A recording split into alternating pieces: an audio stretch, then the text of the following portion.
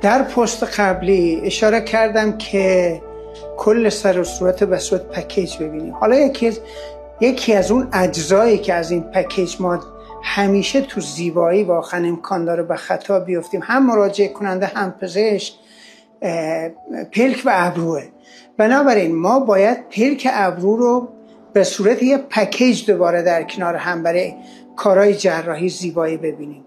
و این که همه مراجعه کنندگان میان میگن ما پلکمون رو میخوایم عمل کنیم، این تصمیم گیری غلطیه. باید چشم و ابرو و پلک رو باید با هم ببینیم و امکان داره یک کسی برای مثلا پلک مراجعه کنه برای عمل زیبایی، در صورتی که این مشکل در زیبایی ابروه که احیانا امکان داره لیفت شقیقه یا لیفت اندوسکوپیک ابرو یا کارهای مثل ژل و بوتاکس یا از این کارهای غیر تهاجمی نیاز باشه.